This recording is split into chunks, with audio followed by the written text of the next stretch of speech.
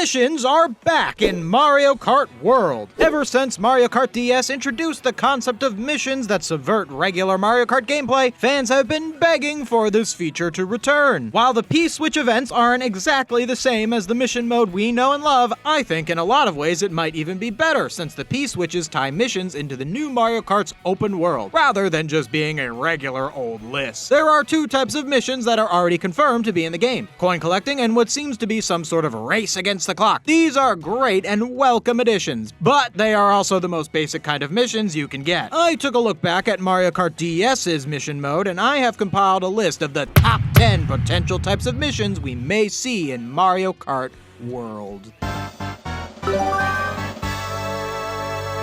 Starting off this list is Numbered Gates. This is the most basic sort of mission and one of the most prevalent kind of mission in Mario Kart DS. It's essentially the white bread of missions. Basically, you have to drive through these numbered gates in order within the time limit. Since there's a time limit, if you make too many mistakes, you lose. Something I like about these sorts of missions is that they make you take a certain path through the course and sometimes even show you shortcuts or uses of items you didn't think possible. Not sure if we'll see these in Mario Kart World or if their concept has kind of been absorbed into the time trial we saw in the Direct. I do see the driver here go through this sort of checkpoint thing, so maybe that's kinda like the numbered gate of this game.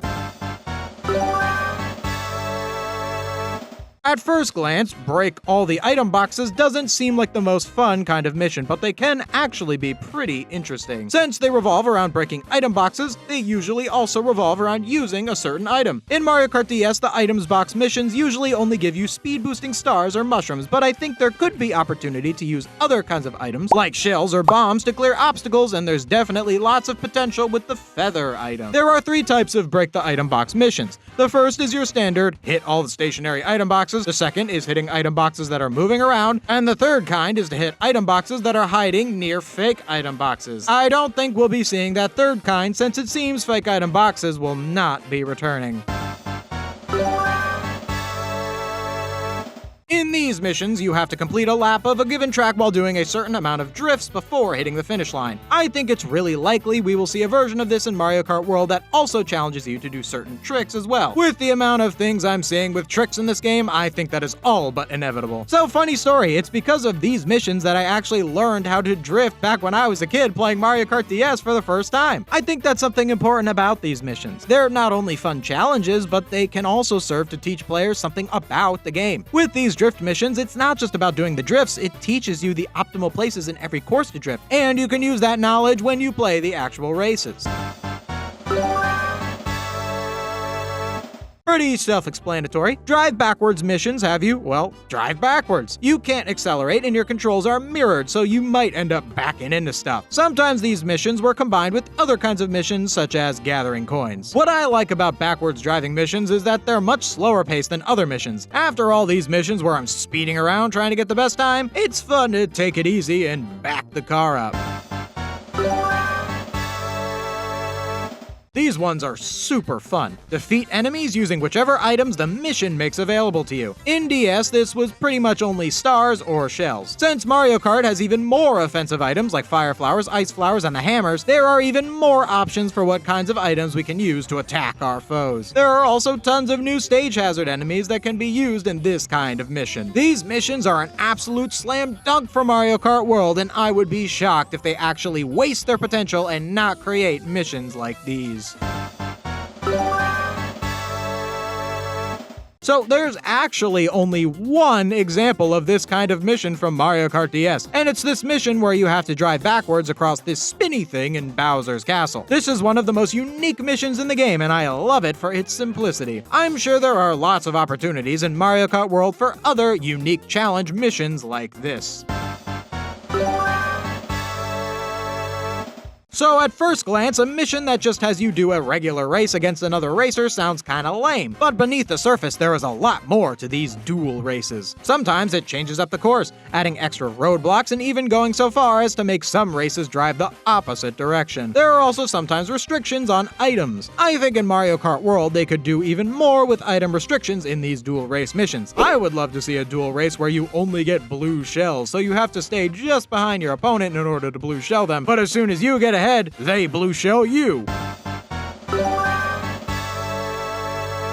This is another type of mission that only has one example in Mario Kart DS. In this mission, you go around and you have to break all the boxes. This mission is pretty enjoyable since you have to have a little bit of speed going in order to properly smash the box, but the reason this is so high on the list is because of the potential that breaking stuff kinds of missions have. In Mario Kart World, we could have missions where we destroy all sorts of stuff, not just regular old boxes. Give us bombs, bullet bills, or have us get in one of those trucks and smash away.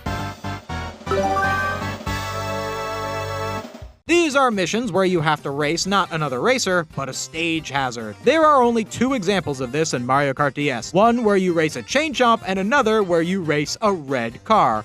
Yes, a regular old red car. You race one of the generic background cars. It's brilliant. I love it. No notes. Absolute S-tier Mario Kart mission right there. I hope the concept returns in World.